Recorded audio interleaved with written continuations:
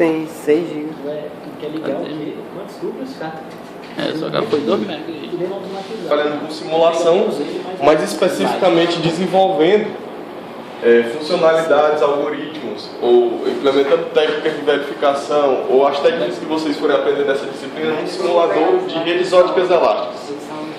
E a aula de hoje é justamente sobre redes ópticas elásticas. Então, os conceitos que vocês aprenderam até aqui vão ser importantes para vocês conseguirem assimilar esse conteúdo de hoje de uma forma mais natural, mas eu gostaria que vocês dessem uma atenção especial aí e não deixe que eu passe de um conceito para entendi mais ou menos. Então, se entendeu mais ou menos, que interrompa e pergunte, a gente deixa tudo bem definidozinho para que vocês tenham uma bagagem suficiente para que nas próximas aulas que eu for apresentar o simulador que vocês vão estar trabalhando, implementando, etc., vocês consigam fazer isso sem muita dificuldade, certo?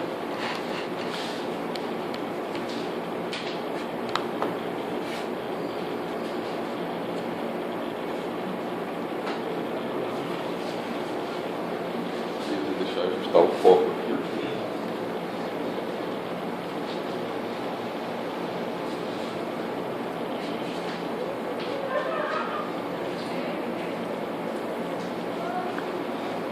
Beleza, então como eu falei, né, já está aí no nosso primeiro slide o título da nossa aula de hoje, e a gente vai estar falando sobre redes ópticas elásticas. Então, antes de começar a falar de fato o que seriam as redes ópticas elásticas, eu trouxe para vocês um retrospectivo de alguns conceitos que vocês já viram nas aulas passadas sobre redes ópticas WDM, certo? Quem apresentou, se eu não me engano, foi o Alexandre e o professor André. Então, vocês viram que ou estudaram uma classe nova de redes, que são as redes de transporte, e dentre elas vocês viram a tecnologia de redes ópticas WDM, que são redes que utilizam fibra óptica e utilizam uma tecnologia chamada de Wavelength Division Multiplexing para dividir aquele canal da fibra óptica em diversos canais menores, ou o que a gente costuma chamar de comprimento de onda. Por exemplo, dividir aquela fibra óptica em 80 comprimentos de onda. E cada canal desse pode operar uma alta taxa de transmissão, como por exemplo a gente poderia ter 80 comprimentos de onda operando a 80 gigabits por segundo, certo? Então, quando a gente olha para a fibra óptica, a gente tem essa divisão em canais de tamanho fixo, utilizando a tecnologia WDM. Mas só que, já aquela figura que eu já trouxe para vocês aqui, vocês conseguem identificar um problema na hora de utilizar esses recursos de forma eficiente. As requisições de circuitos nesse tipo de rede não necessariamente são requisições que exigem 80 gigabits por segundo. Elas podem ter um nível de exigência de diferentes larguras de banda. Uma requisição pode escolher, por exemplo, ou pode exigir uma largura de banda de 40 gigabits, ou pode exigir uma largura de banda de 50 gigabits ou de 80. Então, esses requisitos de largura de banda são variados. Mas só que os nossos canais aqui na rede óptica da WDM, eles têm tamanho fixo. E o que acontece? Como eles têm um tamanho fixo, você aloca cada canal para uma requisição, a gente acaba tendo um desperdício de recursos na nossa rede. Então a gente pode ver aqui, ó, temos cada canal aqui, canal 1, 2, 3, e aqui tem o que está em uso de fato pela requisição, está marcado em azul, mas tem uma faixa aí marcada nesse verde, que é um recurso que está alocado para aquela requisição, certo? Ela foi reservada para ela, entretanto, ela não está utilizando. Então a gente tem todo esse recurso aqui de rede sendo desperdiçado ou sendo subutilizado, né? Então, nesse contexto aqui, surgem as redes ópticas elásticas para tentar aumentar a eficiência espectral, ou tentar aumentar a eficiência de como a gente utiliza os recursos do nosso espectro óptico, para não ficar desperdiçando essa quantidade de canal aqui que a gente desperdiça quando a gente tem canais de largura fixa. Então a nossa rede óptica elástica, certo? Em alguns momentos ou em algumas das leituras que vão ser passadas para vocês, vocês vão encontrar esse termo SLICE, que é Spectrum Sliced Optical Path Networks. elas não utilizam a tecnologia WDM para dividir o canal. Elas utilizam a tecnologia chamada OFDM, que é Orthogonal Frequency Division Multiplexing. E essa tecnologia permite que a gente aloque o espectro com uma granularidade mais fina. O que eu digo por granularidade mais fina? Lá nas redes ópticas WDM, foi apresentadas pelo Alexandre para vocês, as WDM transparentes e translúcidas, a gente divide o espectro em comprimentos de onda. E aqui a gente divide o espectro em slots de frequência. E esses slots, eles são bem menores do que comprimento de onda. Cada slot, ele tem um espectro de 12,5 GHz. Certo? Então, com isso, a gente consegue criar canais. Eu vou até mostrar algumas figurinhas para vocês mais à frente. Como é que, com granularidade mais fina de slots de 12,5 GHz e múltiplos formatos de modulação, a gente consegue criar esses canais com taxa de largura de banda ajustável ao que é exigido por cada requisição, certo? Então, essa tecnologia também permite que a gente utilize múltiplos formatos de modulação. Então, para quem não sabe o que é modulação ou não está lembrado da disciplina de redes, por exemplo, não se preocupe que alguns slides mais à frente aí a gente vai estar discutindo o que é modulação e por que esses múltiplos formatos de modulação ajudam na hora da gente criar esses canais personalizados, vamos dizer assim, certo? Mas primeiramente vamos dar uma olhada aqui no que seria alocar espectro com uma granularidade mais fina. Então imagine que isso aqui é uma rede óptica WDM, e a gente tem ali nossos canais, que são o nosso comprimento de onda. E aqui a gente tem a nossa rede slice, e a gente tem aqui o nosso espectro dividido em slots. A gente pode criar um canal aqui na rede slice, juntando slots sequenciais. Então a gente tem aqui um canal óptico numa rede slice, juntando vários slots que são bem menores do que comprimento de onda. Dessa forma, quando eu junto esses slots, eu consigo formar um canal maior ou menor, né, para atender aquela demanda daquela requisição. Beleza? E a história da modulação, né? Então, eu trouxe o conceito aqui mais formal de modulação. A gente tem aqui, ó, em telecomunicações, a modulação é a modificação de um sinal eletromagnético inicialmente gerado antes de ser irradiado de forma que este transporte informação sobre uma onda portadora, certo? Então, basicamente, isso aqui quer dizer que a modulação é a forma com que você representa os seus bits no domínio eletrônico sobre uma onda que você vai utilizar para transmitir aqueles dados. No nosso caso aqui a gente está falando de uma rede óptica, então é uma onda eletroóptica. Então, o que eu quero chamar assim, a atenção de vocês a respeito da modulação, e que vai ser importante para a gente, não é saber como de fato é que ele pega a onda e transforma aqueles bits naquela onda. Isso aí é mais esse lance mais físico, não vai ser mais importante, mas sim uma discussão sobre taxa de bit por símbolo e alcance óptico. Então, modulação, existem vários formatos de modulação. E alguns formatos de modulação, eles são mais robustos do ponto de vista que o alcance óptico deles é maior. Quando o Alexandre apresentou para vocês as redes ópticas WDM translúcidas, ele falou que tinha uma série de efeitos de camada física, certo? Que prejudicavam, criavam ruído naquele sinal e aí limitavam o alcance óptico daqueles circuitos. Para isso precisava de regeneradores, aquela história toda. Então aqui nas redes elásticas, como a gente tem um múltiplo formato de modulação, digamos que um circuito precise atingir 1000 km. Então ele vai utilizar uma modulação que seja robusta o suficiente para atingir 1000 km. Ah, não, o circuito precisa atingir 10.000 km, somando os enlaces. Então ele vai ter que utilizar uma modulação mais robusta que seja capaz de transformar esses dados, esses bits do domínio eletrônico, converter aquilo ali em onda, e aquilo possa ser lido daqui a 10.000 km. Então é uma modulação mais robusta que tem que utilizar. É só que quando a gente utiliza uma modulação mais robusta, a gente tem uma taxa de bits por símbolo menor, certo?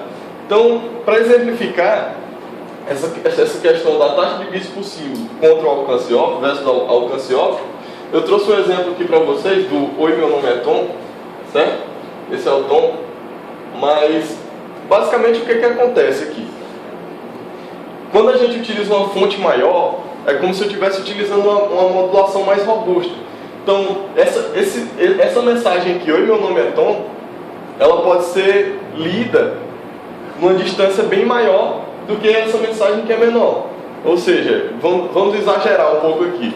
O Ítalo, que está aqui na frente, aqui na fileira da frente, ele consegue ler essa aqui, consegue ler essa aqui, consegue ler essa aqui e consegue ler essa aqui também. Então, como o alcance que eu preciso para atingir o Ítalo é pequeno, eu poderia utilizar essa modulação aqui. Por quê? Porque com essa modulação aqui eu consigo escrever muito mais mensagem na minha página aqui, ou no meu espectro, no meu recurso que eu tenho aqui. Mas se eu for mandar uma mensagem para o Roniel, eu não poderia utilizar essa aqui. Se eu utilizasse essa aqui, se eu utilizasse essa aqui para mandar uma mensagem para o Roniel, eu conseguiria escrever muita coisa aqui, mas só que a mensagem, os ruídos, iam impedir que ele conseguisse ler essa mensagem aqui, porque eu uso uma modulação que é muito pouco robusta. Então eu teria que utilizar uma modulação mais robusta aqui para ele conseguir entender, apesar de gastar mais no meu espectro, certo? Então, quando a gente traduzindo isso aqui para as redes óticas elásticas ou para os vários formatos de modulação, a gente tem aqui o nosso espectro dividido em pequenos slots. E, por exemplo, eu utilizar 4 espectros com essa modulação pode fazer com que esse canal 1 aqui tenha a mesma largura de banda, por exemplo, desse canal 3 aqui, que utiliza só 2 espectros, mas utiliza um outro formato de modulação. Então, na hora que você for alocar espectro numa rede óptica elástica, você precisa, para atender uma determinada largura de banda, saber qual a modulação que você está utilizando, que é calculada baseada na distância ou no alcance óptico que você precisa, e da largura de banda. Então, baseado na modulação e na largura de banda, você consegue dizer quantos espectros você precisa para atender aquela requisição ali, ou quantos slots a gente precisa de espectro precisa para atender aquela requisição ali, certo? Galera, eu estou confundindo o conceito de slot com espectro. Certo. O espectro é isso aqui tudo, certo? O espectro é a fibra ótica, é a tua frequência total, a tua capacidade total da fibra ótica. O espectro pode ser dividido em comprimento de onda, 80 comprimentos de onda. São 80 faixas menores de espectro, certo? Por que aqui lá em rede ótica WDM a gente diz que tem 80 comprimentos de onda a 80 gigabits por segundo?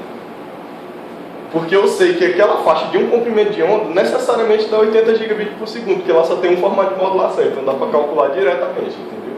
Aqui nas redes slice, a gente pega aquele espectro grandão e não divide em comprimento de onda, divide em slots menores. E esses slots a gente pode agrupar e formar um canal e utilizar uma modulação ou outra, dependendo do alcance óptico que a gente esteja pretendendo aqui, certo?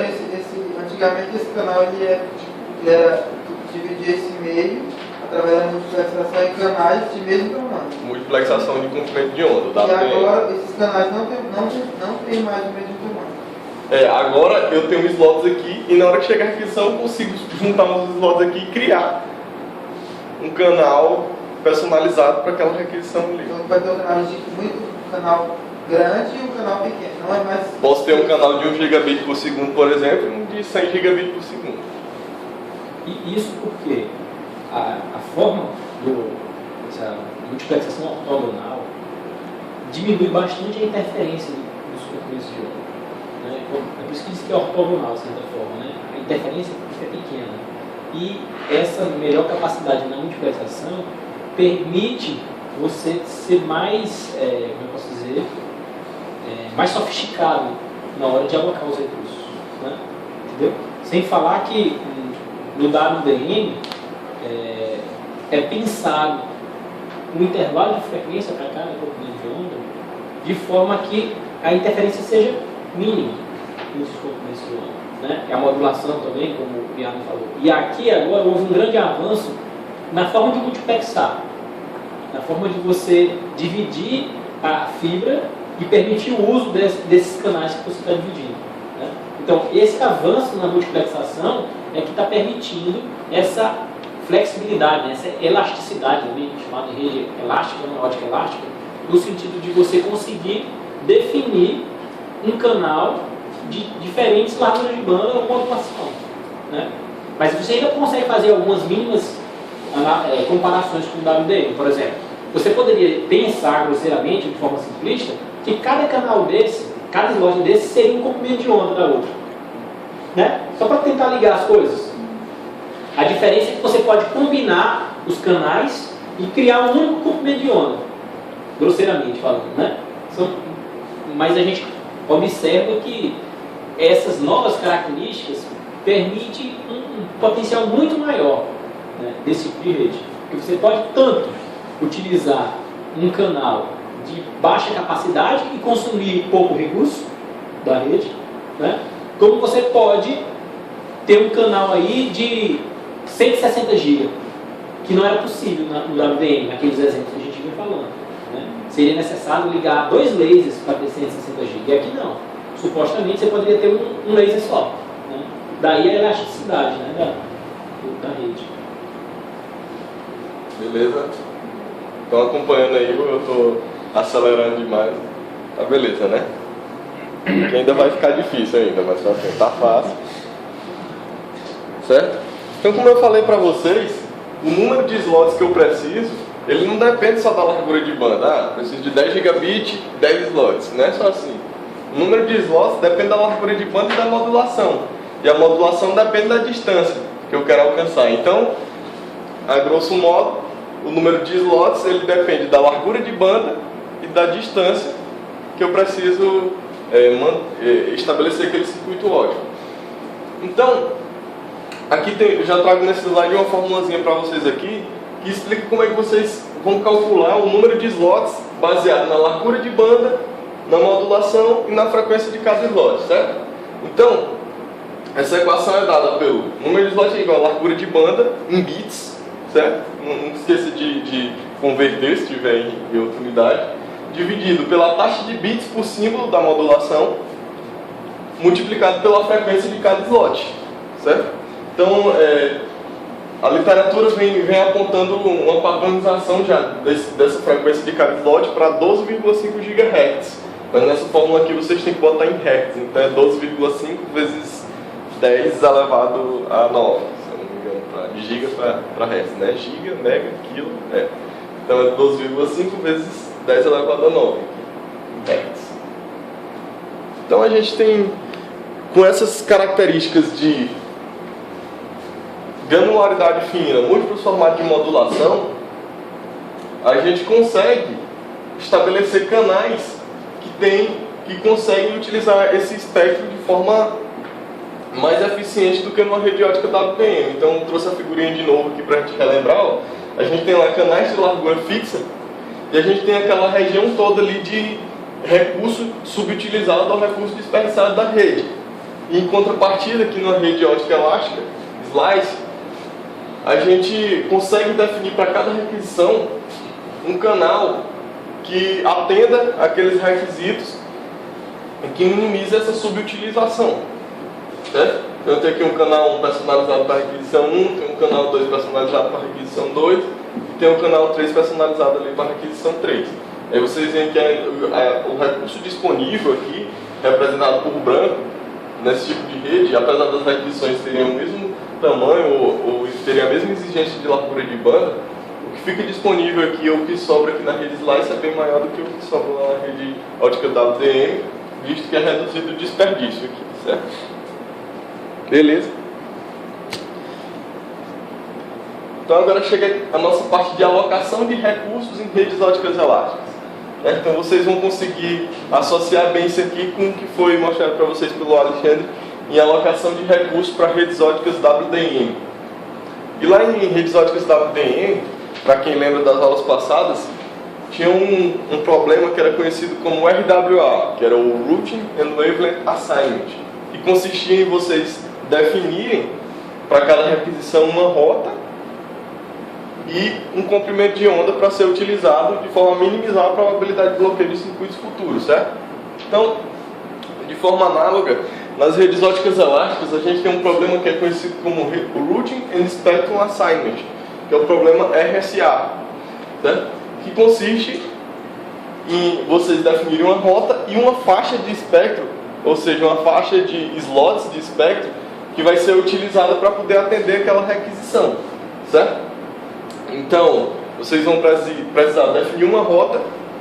Essa rota ela consiste numa sequência de enlaces e esses enlaces têm uma distância, certo? Então, baseado nessa distância, vocês vão definir uma modulação que vai ser utilizada. Definida a modulação, a gente tem que definir uma faixa de espectro que vai ser utilizada em cada enlace da rota. Então, isso tudo tem que ser feito de forma a minimizar a probabilidade de bloqueio de circuitos futuros.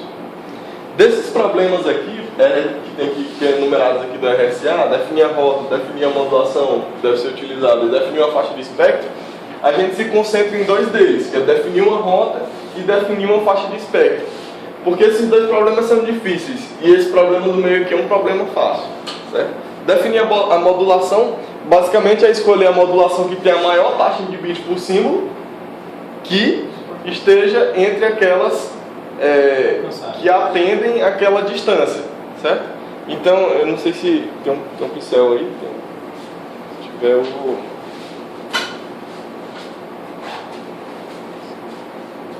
Só para deixar claro aqui para vocês,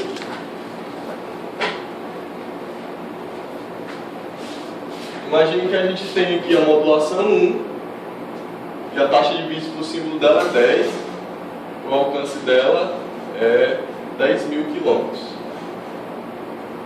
Vou botar 10k quilômetros nesse café. 10.000 quilômetros. Vocês têm aqui a modulação 2, que a taxa de bits por símbolo dela é 5, e o alcance dela aqui é 20.000 quilômetros. E tem aqui a modulação 3, que a taxa de bits por símbolo dela é 1, o alcance dela é 50.000 quilômetros. Então chegou uma requisição lá que a rota dela definiu a rota e viu que aquela distância que precisava era de 15.000 quilômetros, um alcance de 15.000 quilômetros.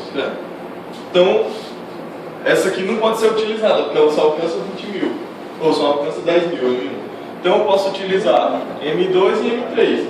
Basicamente eu vou escolher dentre essas que eu posso utilizar a que tem a taxa de bits por símbolo maior. Então nesse caso seria escolhida a modulação M2. Certo? Qual é a vantagem disso? De quê? De fato, escolher essa daí. A M2? A vantagem de você escolher a modulação M2 é que você tem uma taxa de bits por símbolo maior.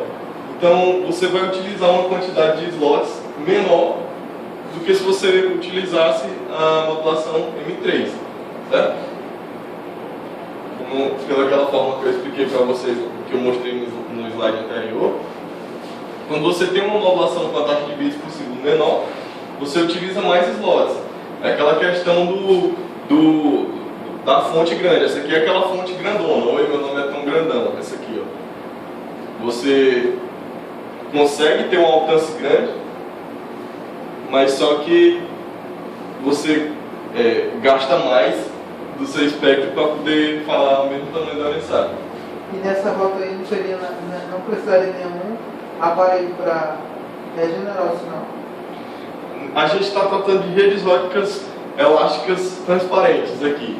Então, um método que vem sendo empregado para poder superar esses ruídos de sinal é utilizar modulações com alcance óptico maior ou menor. Mas só que já existem estudos na literatura que descrevem ou que tratam de redes ópticas elásticas, ou seja, utilizam a modulação FDM e ainda utilizam também regeneradores, são redes ópticas elásticas translúcidas. Mas, por enquanto, a gente vai focar aqui nas redes ópticas elásticas de transparência e vai estar aplicando a escolha de uma modulação mais ou menos robusta de acordo com o alcance óptico pretendido, beleza? Então, ficou claro aqui como é que é feita a escolha da modulação? Então isso aqui é fácil, é um problema fácil de resolver. Escolher a rota e definir uma faixa de espectro de forma a minimizar a probabilidade de bloqueio não é tão fácil assim, certo?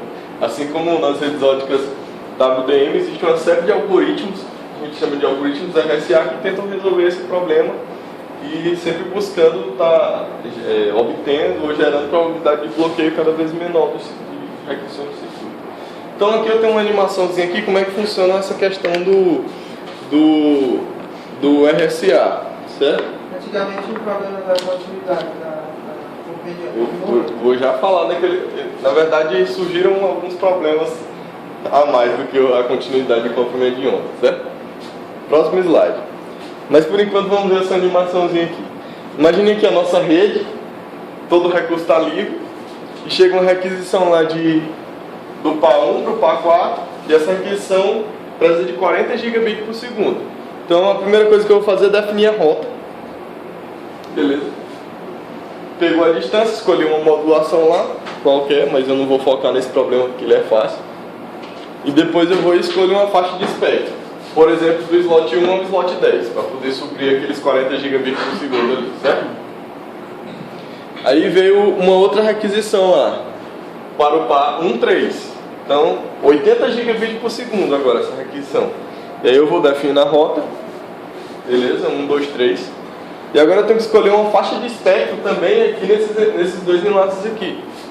Como o Amiel que já adiantou para a gente aqui, obviamente eu não vou poder escolher essa mesma faixa de espectro aqui.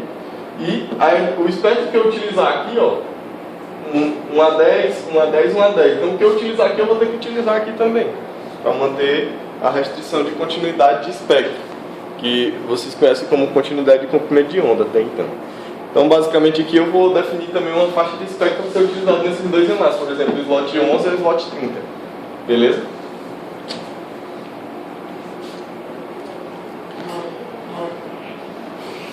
O problema que o Raniel levantou em consideração aí, certo? Foi o problema de restrição de continuidade de espectro, que ele associou com o problema de restrição de continuidade de comprimento de onda. Então, basicamente, olhando para esse enlace 1, 2 e 3, por exemplo, eu não poderia estabelecer um circuito aqui, utilizando o slot 3 e 4 no enlace 1, o slot 1 e 2 no enlace 2 e o slot 3 e 4 no enlace 3. Quando eu vou estabelecer uma requisição aqui, ou estabelecer um circuito aqui, a faixa de espectro que eu uso em cada enlace tem que ser a mesma faixa de espectro. Então esse problema a gente conhece ele como restrição de continuidade de espectro. E é bem relacionado com aquele problema de restrição de continuidade de comprimento de onda. Mas só que nas redes ópticas elásticas surge um novo problema, certo? Que é a restrição de contiguidade do espectro. Então, analisando essa figurinha aqui, a gente pode observar que nós temos 5 slots livres contínuos aqui, né? Que é o slot 3, ó, livre todo mundo, o slot 4, livre todo mundo também, o slot 7, 8 e 9. São 5 slots contínuos, então quer dizer que se chegar uma requisição de 5 slots, eu poderia alocá-los aqui? Não, porque quando eu vou alocar uma faixa de espectro, ela tem que ser contínua para uma requisição só, né? Então eu não poderia, por exemplo, criar um canal particionado aqui. Então ou eu crio um canal de 2 slots ou eu crio um canal de 3 slots. Mesmo eu tendo 5 slots livres contínuos, eu não poderia alocar, por exemplo, uma requisição que precisa de 4 slots, porque não conseguiria cumprir a restrição de contiguidade do espectro, que diz que cada canal estabelecido aqui tem que ser de uma faixa de espectro contínua. Né? Então, ou seria de 3 a 4, ou de 6 a 9, ou de 7 a 9, certo? Bom, baseado nesses conceitos, a gente pode estudar ou pode apresentar para vocês algumas políticas de alocação de espectro, certo? Que para quem já pagou SO, talvez vai conseguir fazer uma ligação de algumas dessas políticas com as políticas de alocação de memória lá em SO. Então, primeiramente a gente tem aqui o First Fit. First Fit é uma política de alocação que vai dizer que ele vai pegar a primeira faixa que esteja livre em todos os enlaces da requisição e que tenha espectro suficiente ou tenha slot suficiente para atender aquela requisição e vai alocar. Ele vai olhando aqui, a primeira que ele encontrar, do slot 1 até o 400, a primeira que ele encontrar, a primeira faixa, ele vai e aloca. O Random Fit aloca uma faixa de espectro randômica. Então tem várias faixas livres ali em todos os enlaces. Ele escolhe uma aleatoriamente e aloca aquela requisição ali, certo? Ainda tem uma política chamada de Smallest Fit, que vai buscar a menor faixa de espectro disponível que atenda aquela requisição para poder estabelecer ela. Não fiquem com medo que eu vou exemplificar para vocês.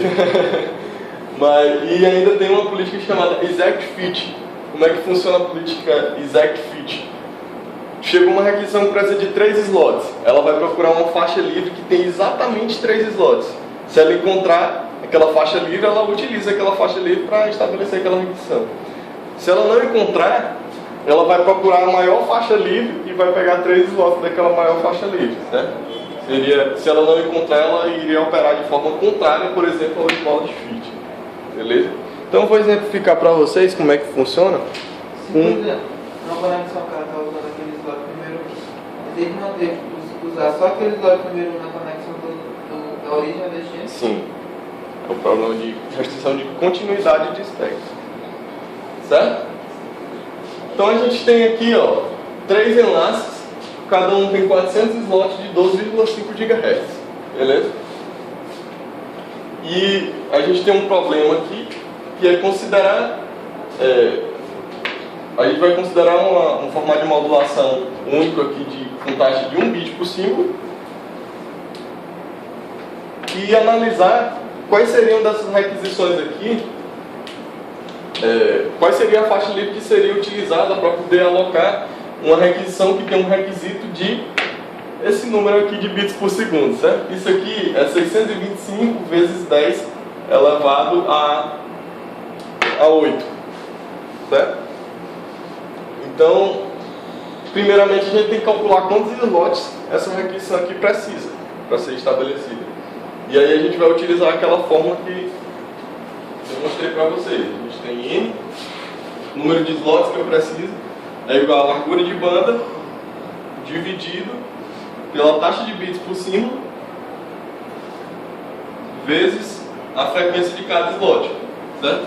Eu tenho lá 12,5 vezes 10 elevado a 3 mega, a 6 kg, a 9 Hz.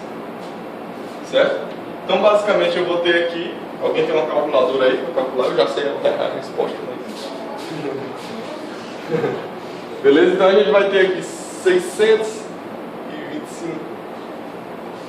1, 2, 3, 4, 5, 6, 7, 8. Vezes 10 elevado a 8. Dividido por 1 vezes 12,5 vezes 10 elevado a 9. Certo? Então, 12,5 elevado a 9. Isso aqui. É bem robusta essa modulação aí. Essa aqui ela é bem pouco robusta, né? Então, 62,5 dividido por 12,5 de cabeça é 5. Então eu vou precisar de 5 slots para me atender essa minha requisição aqui, utilizando essa modulação de 1 bit por segundo, ou 1 bit por segundo, certo? Então se eu preciso de 5 slots, eu tenho que olhar agora para essas políticas aqui e ver como é que eu vou alocar 5 slots aqui. Mas primeiramente, eu tenho que ver quais são as faixas que eu tenho livres em todos os slots, ou em todos os enlaces, certo? Então a gente tem aqui as faixas livres no enlace 1, de 1 a 100, de 221 a 250, e de 286 a 400, certo? Mas eu tenho que ver o que eu tenho livre em todos os enlaces. Então eu vou deixar aqui um enlace especial aqui, vou chamar ele de MED. E aqui eu vou descrever o que eu tenho livre em todos os enlaces ali, certo? Então, por exemplo, de 1 a 10, eu tenho livre em todos os enlaces, entendeu? Ali. Dá pra ver? 11, eu tenho livre em todos os enlaces? Ali? Não, né? Então, quer dizer que aqui na composição de todos, eu só vou ter livre aqui de 1 a 10, né? Beleza. Vou procurar mais faixas que está livre em todo mundo ali. Então, olhando para o E3, eu só vou ter livre a partir do 181, mas nos outros eu não tenho. Então, 221. A partir do 221 está livre em todo mundo ali. Tá, né? Até o 250. Certo? Depois do 250, está livre no E2 e está livre no E3, mas não está livre no E1. Então, se não está livre nenhum, então já não entra aqui no médio. Pelo menos em um. E aí, para finalizar ali, ó, a partir do 286 está livre no E1, mas não está. Ou está no E2, né? Tá no E1, mas não tá no E2. Está no E1, está no E2 e está no E3, né?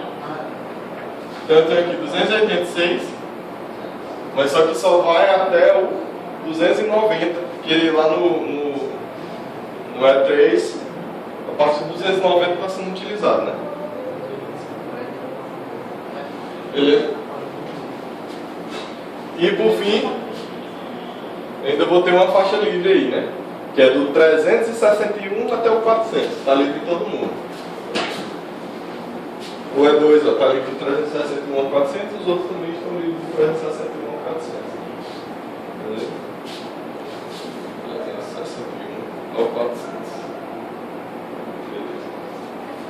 Aqui, só para a gente aplicar as políticas de forma mais clara, aqui eu tenho 10 slots livres. Aqui eu tenho 250 menos 221, 30. 286, 287, 288, 290. 4. E aqui eu tenho 40. Né? E tem 10 livres, 30, 4 e 40. Né? Então agora vamos aplicar as políticas ali. Eu preciso de 5 slots para me alocar 5 ali a minha requisição, certo? Aqui? É 5, é?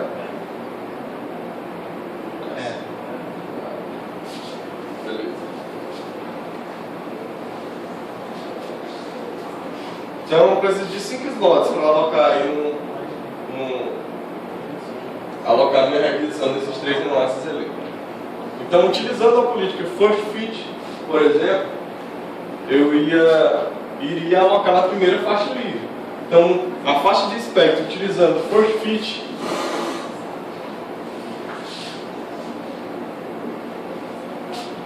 é do 1 ao 5. Beleza? Eu não coloquei o random fit porque eu esqueci de trazer um dado pra gente sortear, mas vamos sortear aqui, vamos botar o random fit. Random. Alguém escolhe uma faixa de aleatória aqui? Então, o random fit eu sorteei lá de todas as faixas livres que tem 5 disponíveis e por acaso ele retornou essa aqui. Beleza? Então, eu iria alocar aqui com o random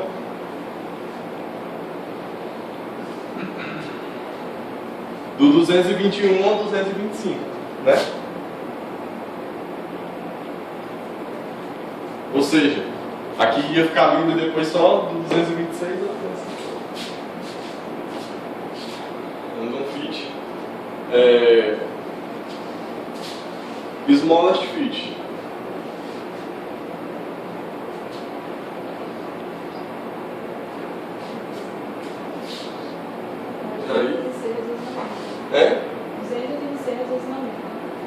Exatamente. Esse aqui é o menor, a menor faixa livre que consegue acomodar aquela requisição de 5 slots. Então, com o smallest fit, eu ia ficar aqui do 286 até o 290. Né? E por fim, com o exact fit,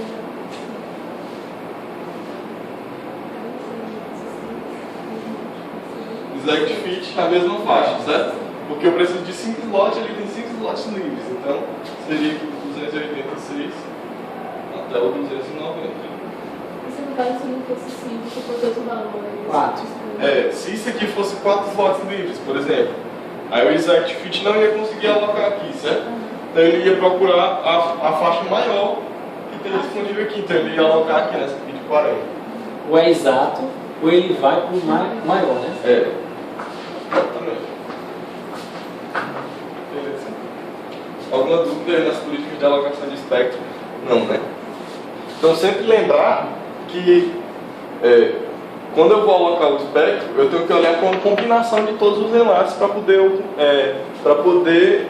eu cumprir com aquela restrição de continuidade de espectro. Ou seja, no first fit ali eu aloquei do 1 ao 5, então aquela requisição lá, ela vai pegar do 1 ao 5 nesse enlace, do 1 ao 5 nesse enlace, e do 1 ao 5 no enlace 3 aqui também, certo? Claro.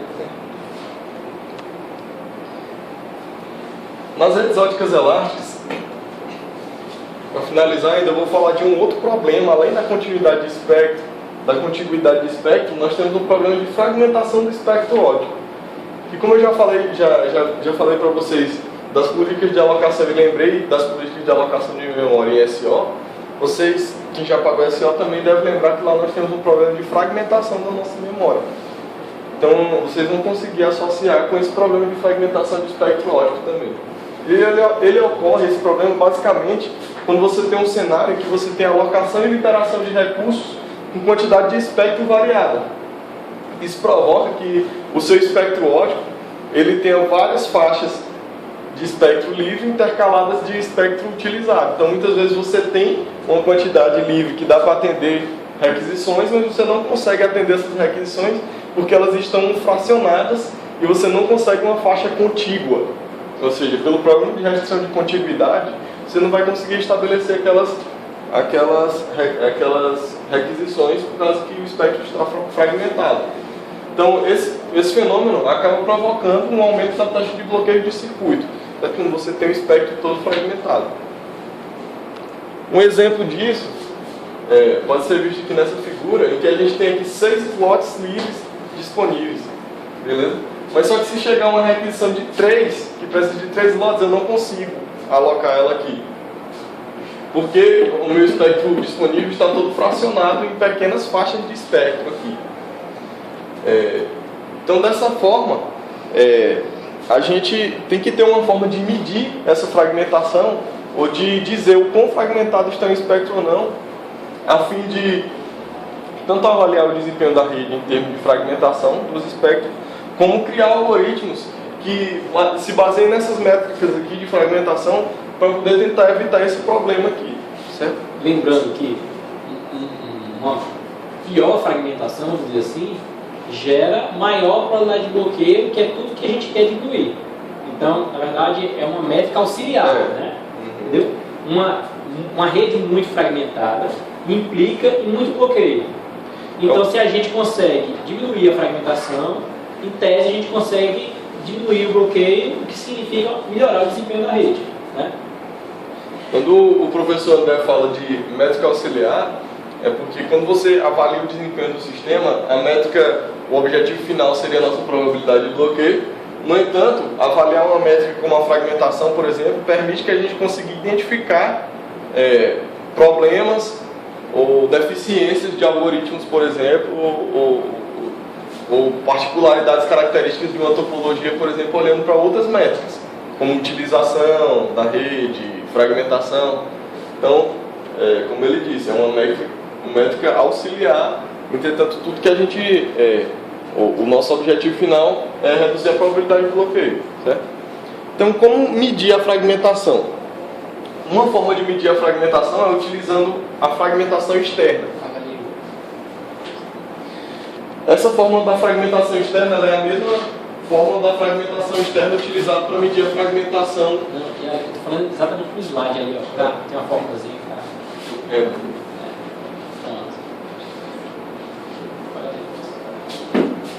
Beleza? Então, a fragmentação externa calculada lá em SO, da memória, ela é calculada com essa mesma fórmula de fragmentação externa que a gente utiliza aqui nas redes ópticas elásticas. Então, basicamente, consiste a gente pegar essa fórmula aqui, que é 1 menos o tamanho da maior faixa livre em slots, dividido pelo total de slots livres ali, certo? Então, por exemplo, olhando para essa figura aqui, qual é a maior faixa aqui que a gente tem? 2 slots, ou 2 slots, até a maior que a gente tem. Mas só que a gente tem 1, 2, 3, 4, 5, 6 slots livres. Então a fragmentação externa aqui é 1 menos 2 sobre 6. Fragmentação externa aqui, olhando para essa representação aqui, é de 66,6%, certo? Existe uma outra forma de medir a fragmentação, e a ideia dela é basicamente o seguinte: olhando para esse espectro aqui, se todas as nossas requisições precisassem só de um slot, a fragmentação aqui ia representar algum problema? Nenhum, né?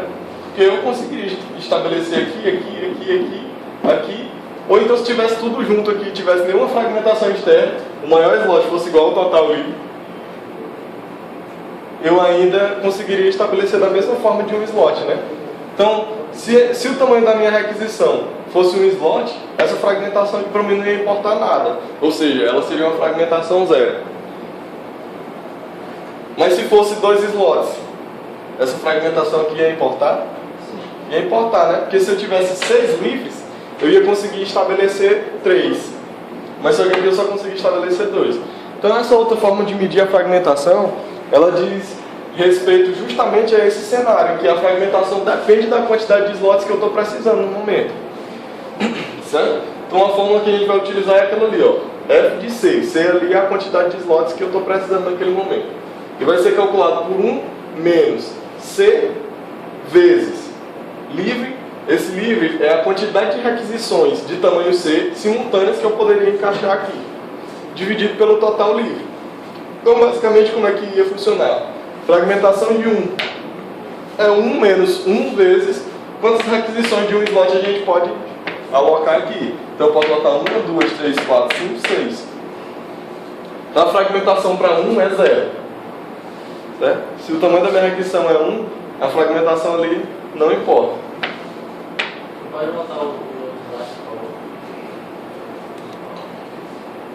Esse TSL é o... Total de slots livres. Certo? Então, a fragmentação para 1 é 0.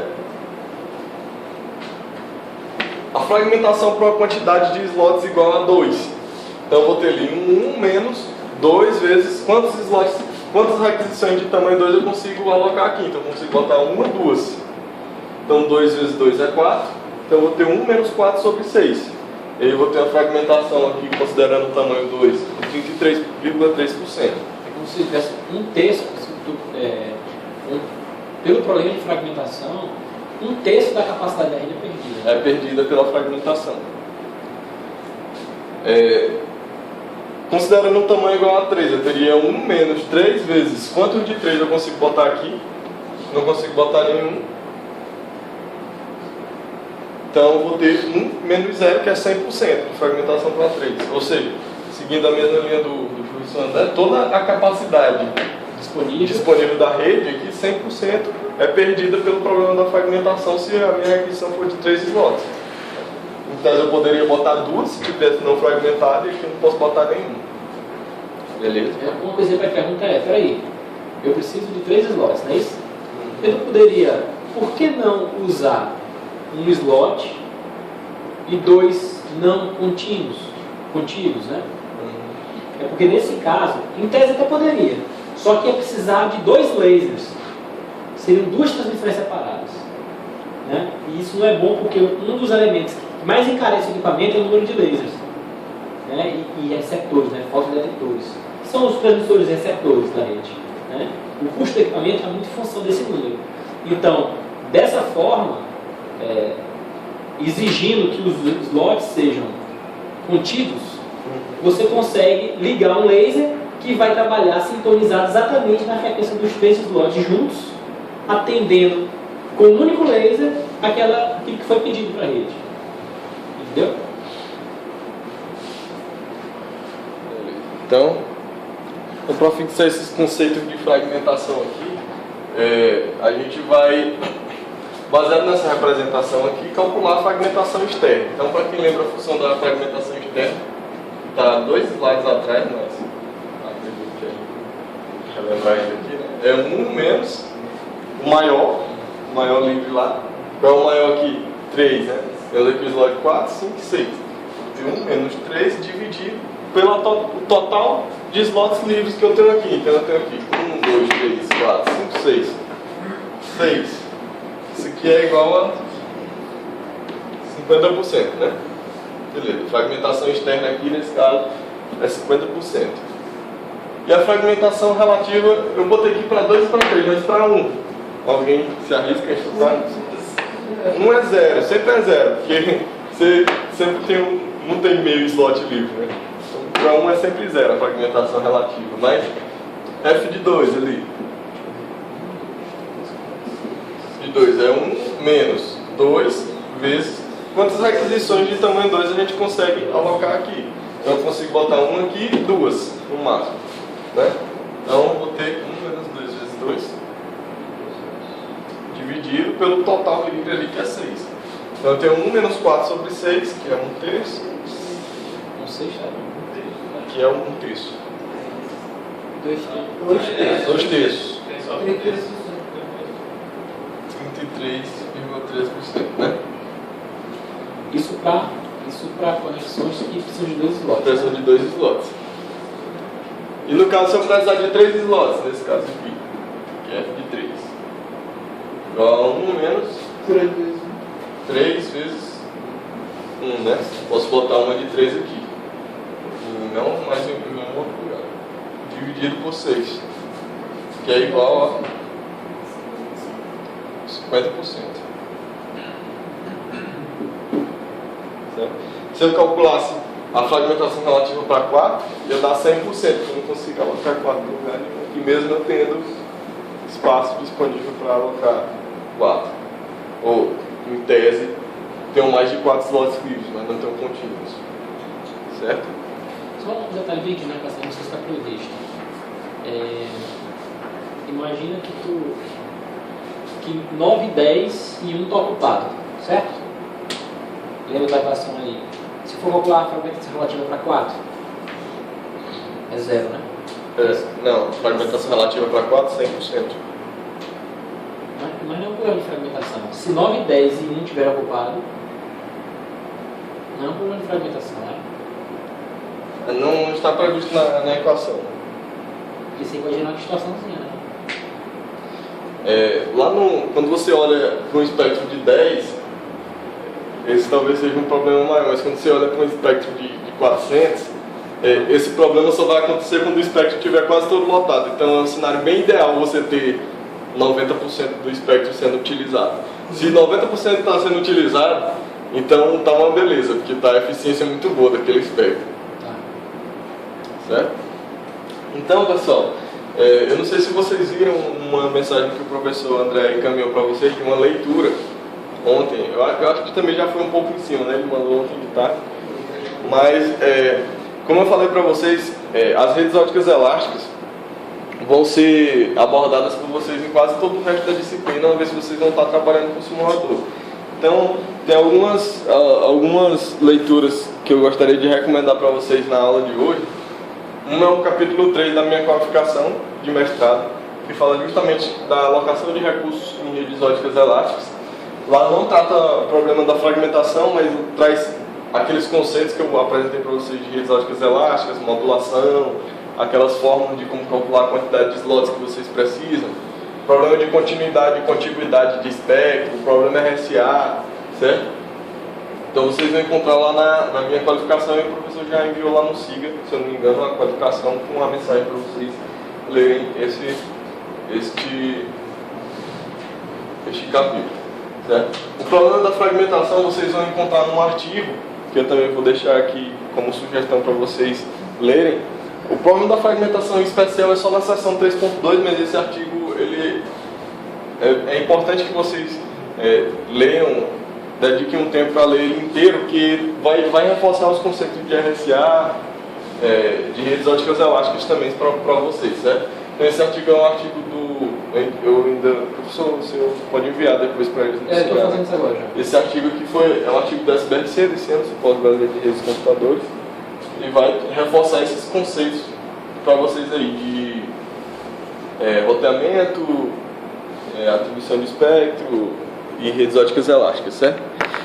Para finalizar a aula de hoje tem um exercício, acho que toda aula está tendo, segundo me informaram, né? Eu falei que eu não precisava, mas ele quer dizer... Eu insisti, né?